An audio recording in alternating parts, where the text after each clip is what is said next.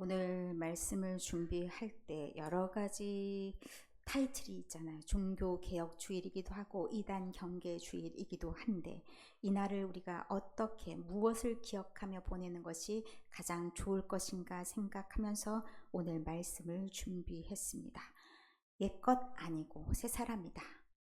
옛것이라는 것이 여러 방향에서 우리가 표현될 수 있을 것입니다. 그런데 일단 우리가 이 고린도 교회를 한번 어느 지역에 위치했는지를 보면서 이 교회가 무엇을 가지고 있었고 또 어떤 문제가 있었는지를 알면서 오늘 우리의 상황에 적용한다면 더 좋을 것 같습니다. 지도를 딱 보면 이 지도를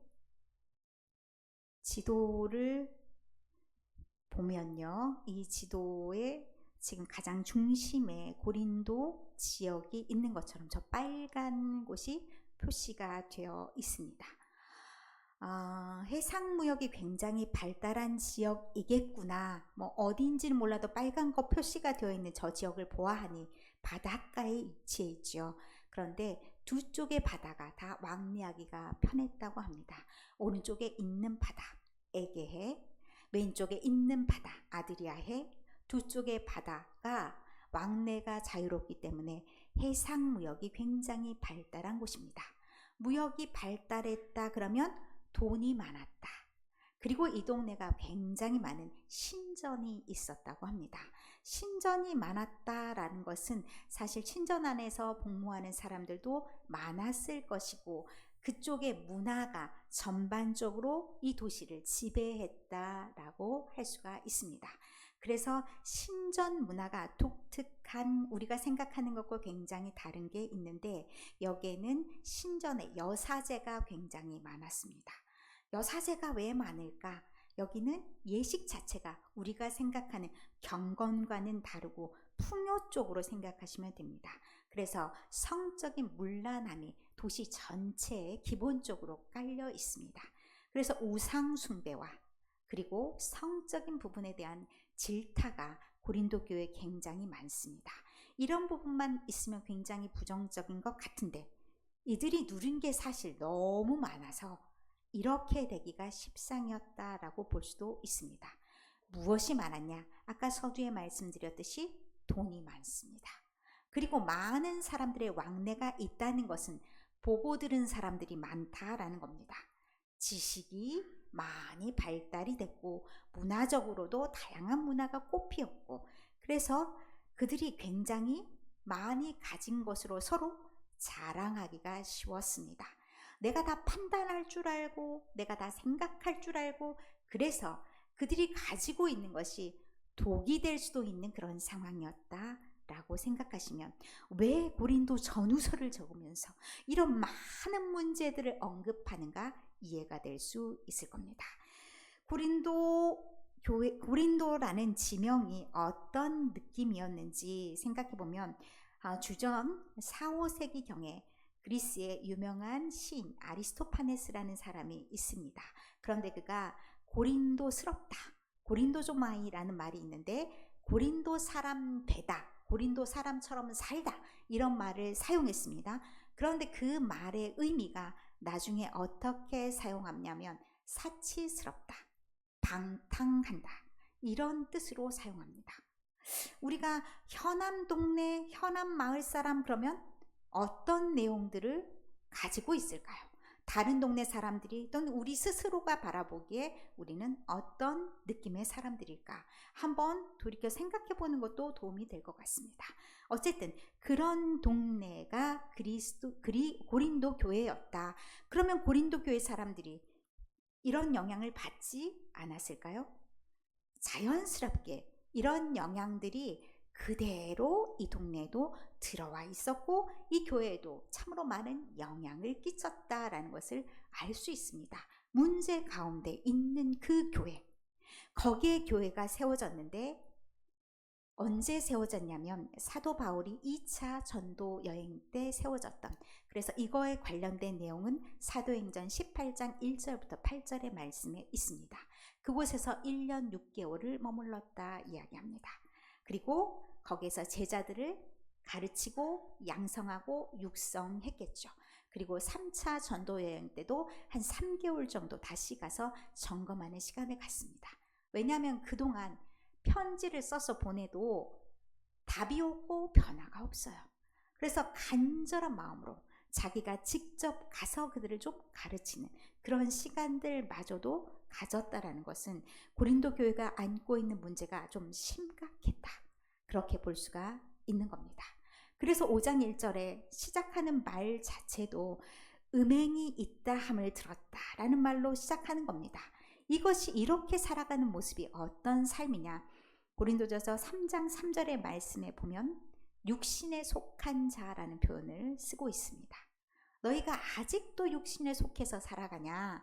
그 육신에 속한다라는 것은 이미 그리스도를 받아들였는데 여전히 사람을 따라 행하는 것, 그리고 여전히 예전 습성 그대로 살아가는 것, 그것이 아직도 변화되지 않는 옛사람 옛것의 모습이라는 겁니다. 그래서 여기에도 이제 문제가 연달아 일어날 수밖에 없고, 그 모습이 어떠하냐?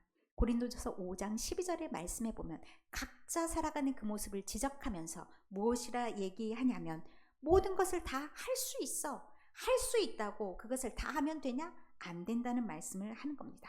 그것이 유익한지 유익하지 않은지를 따져보라고 얘기하면서 유익하지 않은 것은 행하지 않는 게 맞는 거 아니냐라고 얘기를 하고 있습니다.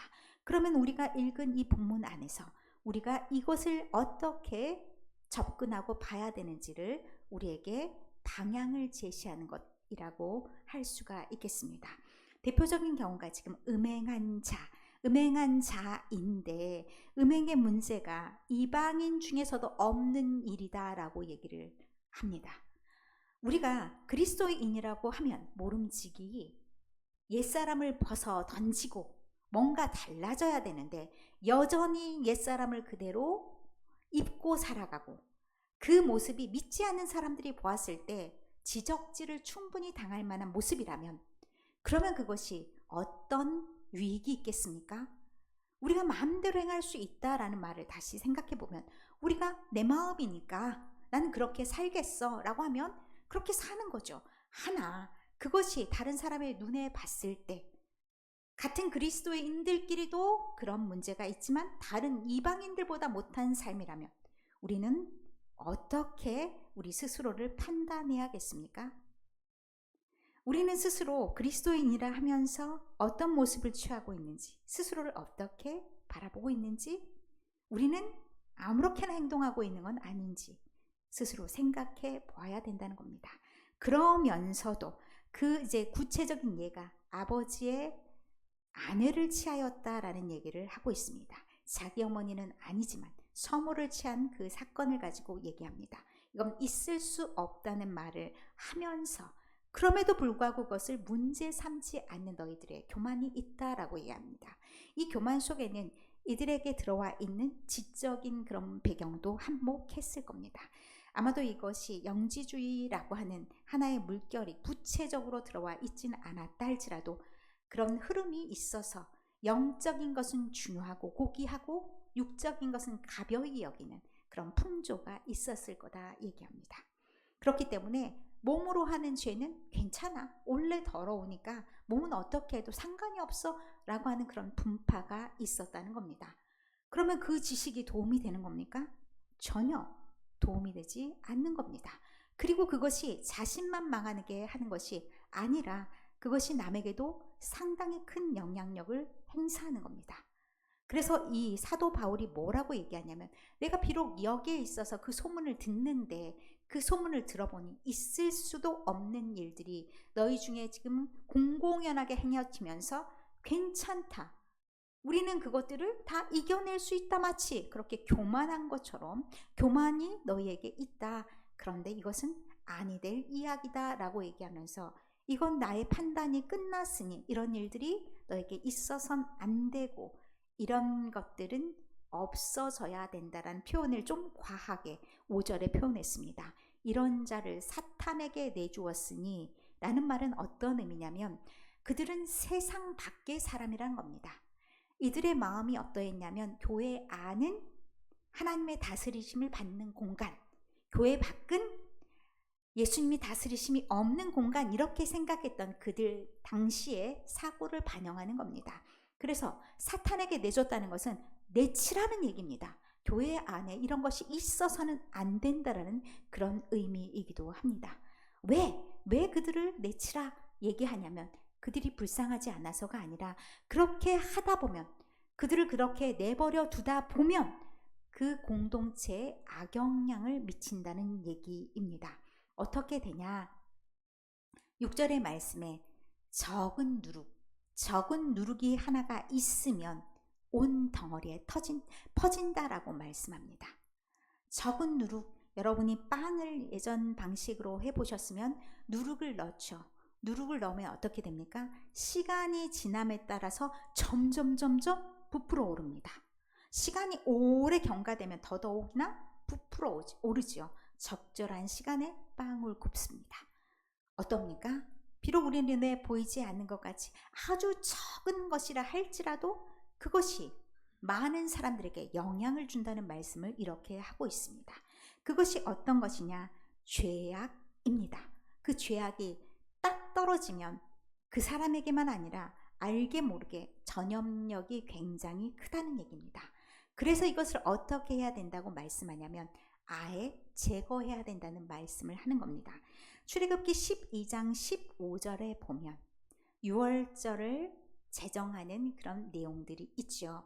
유월절 제정하는 내용 중에 어떤 말씀이 있냐면 무교병을 먹으라는 말씀이 있습니다. 무교병이라는 것은 누룩을 넣지 않은 빵입니다. 저 빵을 먹으면서 누룩을 집에서 다 제거해 버려라.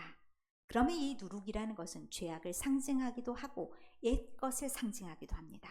그 모든 옛 것을 다 청산하라는 의미가 있습니다. 구원이 임하는 것이 유월절입니다. 그러면 옛 생활은 청산, 새로운 몸으로 옷 입고 새롭게 살아내야 된다는 것을 말씀하는 겁니다. 그것이 이 말씀에도 그대로 적용이 됩니다. 이것을 신약의 말씀에 비추어서 신약에서는 어떻게 표현하냐면 아주 짧게 악은 모양이라도 버리라. 모양이라고가 아니라 모양이라도입니다. 모양이라도 버리라 라는 데살로니가 전서 5장의 말씀이 있습니다. 예전의 모습, 예전에 익숙했던 그런 것들을 다 제거해야 된다는 말씀입니다. 그리고 다른 사람에게, 내 주변에 있는 이웃들에게 나쁜 영향을 끼치지 않도록 하는 것이 있어야 된다는 겁니다. 그것이 때때로 나의 잘못일 수도 있는 거죠. 나는 너무 잘 이해돼서 나의 죄악이나 나의 잘못된 것들을 너무 용서하기가 쉽습니다. 그런데 그런 것들을 내가 제거하지 않으면 그것이 그 옆에 있는 사람들에게 암암리에 많은 영향을 준다는 겁니다. 이것이 우리가 굉장히 오늘 종교개혁주일에 돌아보고 또 돌아봐도 시원치 않을 말씀이라 저는 생각을 하게 됩니다. 우리가 공공연하게 다른 사람들에게 마이크 대고 내가 이제부터는 이렇게 살겠어, 그렇게 말하는 것이 무슨 의미가 있습니까? 우리의 삶이 변화되지 않는데, 회개라는 것은 우리가 교회에 나와서 눈물 콧물 짜면서 하나님 잘못했습니다 기도하는 것만이 회개가 아닙니다. 그것은 1차입니다. 우리의 삶의 변화가 일어나야 그게 진정한 회개입니다. 고쳐서 방향을 바꾸는 것이 회개입니다. 그렇게 회개하고 나가야 되는데 일단은 내 안에 있는 악을 제거하면서 나아가야 된다는 것이 가장 기본이라는 겁니다. 그렇게 내가 행하고 나갔을 때 나로 인해서 부정적인 영향이 없어진다는 겁니다. 그렇기 때문에 나는 무엇에 대한 책임을 가져야 되냐? 나는 내 몸이 아닙니다. 나는 같이 하는 한 몸이기 때문에 나는 내가 함께하는 모든 사람들에게 책임을 져야 되는 사람입니다. 그런 마음이 사실은 우리가 너무나 없어져 버렸다 보니까 그냥 그래도 되는 줄 알고 우리가 그렇게 해도 그냥 굴러간다 생각하고 이렇게 살아가는 건 아닌지, 사실 이 시대에 우리가 가장 경각심을 가지고 있어야 될 말씀이 내 안의 누룩을 나는 제거하고 살아가는지, 내 안에 나는 마땅히 누룩이 없어야 되는데 누룩이 있어도 괜찮은 거다, 나는 또 옆에 있는 사람이 그렇다 할지라도 나는 이길 수 있는 거다 생각하는 건 아닌지 돌아봐야 된다는 것입니다. 그것의 파급력이 너무 커서 그것이 온 덩어리에 영향을 준다. 그러니까 하나가 뚝 떨어지면 그 공동체 전체가 다 상함을 입는다라는 얘기입니다. 그러니 어찌해야 되겠습니까? 7절의 말씀에 너희는 누룩 없는 자인데, 이것은 누룩이 없어져야 된다 말하지 않습니다. 이미 신분이 바뀐 겁니다. 예전에는 우리가 누룩 있는 자였습니다. 그런데 누룩 없는 자라는 것으로 우리를 강하게 신분이 달라졌다라는 말씀을 하는 겁니다. 새 덩어리가 되기 위하여 묵은 누룩을 내버리라. 여전히 우리가 누룩이 없는 자인데 누룩을 품고 있으면 안 된다는 겁니다. 왜냐하면 예수 그리스도께서 우리를 위해서 이미 희생하셨습니다. 우리는 그러면 우리의 모든 예전에 누룩을 가지고 있던 모든 것을 어떻게 해야 됩니까? 내버려야 됩니다. 어디에 던졌어야 됩니까? 십자가에 내던졌어야 됩니다. 그럼 우리의 모습이 예전과는 완전히 달라진 모습이 되어야 된다는 말씀입니다. 그래서 우리가 옛날의 누룩은 다 던지고 어떻게 행해야 되냐면 누룩이 없이 순전함과 진실함의 떡으로 하라라고 말씀합니다. 예수 그리스도께 새롭게 나아가야 되는데 예전의 모습은 전혀 없어지고 새롭게 나아가야 된다는 말씀을 하고 있습니다. 이것이 한편으로 고린도후서 5장 17절의 말씀에 보면 그런즉 누구든지 그리스도 안에 있으면 새로운 피조물이라. 이전 것은 지나갔으니 보라 새 것이 되었도다 라는 말씀일 것입니다. 예전 것, 예전에 예수 그리스도를 알기 이전의 모습, 그런 삶, 그것이 여전히 남아있으면 안 된다는 겁니다. 이미 우리는 그 모습은 다 십자가에 못 박혔으니 이제는 새 것으로서 새롭게 살아가야 된다는 말씀입니다. 그 삶이 어떤 삶일 건지를 고린도전서 6장 9절 10절에 말씀하십니다. 불의한 자가 하나님의 나라를 유업으로 받지 못한다 라면서 불의하다는 것이 어떤 것인지를 구체적으로 얘기하고 있습니다. 음행하는 것, 우상 숭배하는 것, 간음하는 것, 탐색하는 것, 그리고 도덕질하는 것, 탐욕을 부리는 것, 술 취하는 것, 모욕하는 것, 속여 빼앗는 것, 이 모든 것이 불의한 자가 행하는 것이고 하나님 나라를 유업으로 받지 못한 자들, 우리가 이전에 행했던 다 지나간 일들이 되어야 된다는 얘기입니다. 그런데 혹시 우리에게 이런 것들이 남아있다면 우리는 안 된다는 얘기죠. 그래서 그렇게 되면 우리는 전적으로 회개하고 어떻게 나아가야 되냐면 또다시 새로움으로 옷 입는 사람으로 새롭게 변화되면서 나아가야 된다는 겁니다. 이 모든 것을 행할 때 우리의 마음 중심에 무엇이 남아있어야 되는지 고린도전서 6장 19절 20절에 말씀하십니다.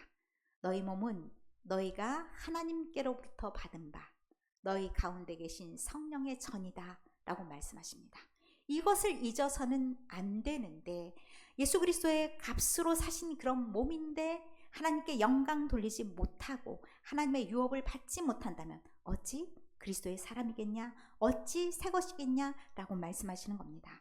그렇다면 오늘 이 말씀을 우리에게 적용을 시키면서 한번 생각해 보시기를 바랍니다.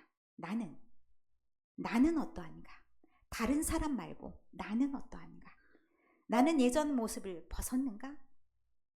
나의 부족한 모습, 나의 죄된 모습을 나는 그것을 씻김을 받았는데 여전히 씻김 받지 못하고 예전에 남아있는 것처럼 그렇게 살아가고 있는 건 아닌가? 이것이 우리가 함께하는 사람들에게 부정적인 영향을 끼쳐서 그들로 실족하게 하는 건 아닌가? 이것을 돌이켜 생각하지 않으면 우리가 그리스도를 전파하는 것 자체도 오히려 그리스도께 영광을 가리우게 하는 행위가 될 수 있습니다. 종교개혁주의이기도 하고 한편으로 이단 경계주의이기도 합니다. 이단이 굉장히 잘하는 게 어떤 거냐면 그 사람이 필요로 하는 것을 너무나 잘합니다. 그리고 그것으로 접근합니다.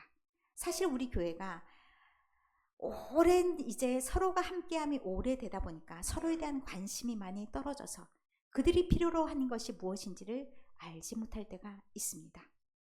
우리는 그렇게 서로에 대한 관심이 끊어지고 서로에 대한 사랑을 잊어가는 것은 아닌지 이단을 탓하기 전에 우리를 돌아봐야 될 것입니다.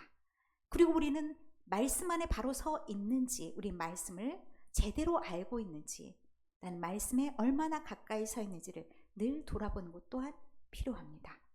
그러면서 그 말씀이 내 안에 녹아나서 나는 말씀 안에서 새롭게 늘 변화되는 그런 신분이어야 되는데, 나의 옛사람이 자꾸 나를 가로막혀서 나를 자꾸 발목 거는 것뿐만 아니라 다른 사람들에게까지도 영적인 영향력이 부정적으로 흐르는 것은 아닌지를 돌아봐야 됩니다. 그러면서 우리가 변하지 않으면 아마 믿지 않는 사람들이 가장 걱정스러운 게 그리스도인이다라고 말할 그런 상황입니다. 우리가 부끄러워해야 됩니다. 많이 부끄러워하면서 우리가 예수 그리스도로 옷 입으면서 새로운 사람으로 살아야지, 그렇게 하나님의 영광을 위해서 이제 우리가 변화의 기로에 설 수가 있습니다. 옛사람은 버립시다. 옛사람은 옛것으로 흘러내려버려 보냅시다. 그리고 우리가 새롭게 새 것이 되어야 될 줄로 믿습니다. 옛사람 그리스도의 십자가에 못 박고 우리가 하나님이 정말로 하나님께 영광을 드리는 사람으로서 제거해야 될 모든 것들을 다 제거하고 주님께 씻음과 거룩함과 의롭다 하신 모습 그대로 그렇게 살아나가시면서 여러분이 살고, 여러분은 주변에 있는 그런 가족과 이웃이 살고, 또한 우리 교회가 더욱 살아나는 그런 교회가 될 줄로 믿습니다. 우리의 말과 혀로만 사랑하지 말고 또 우리가 행함으로 나아가면서 우리를 개혁시키고 변화시켜서 주님의 참된 몸이 되는 여러분 모두가 되시기를 간절히 축원합니다. 찬송하시겠습니다. 찬송가 463장입니다. 찬송가 463장입니다.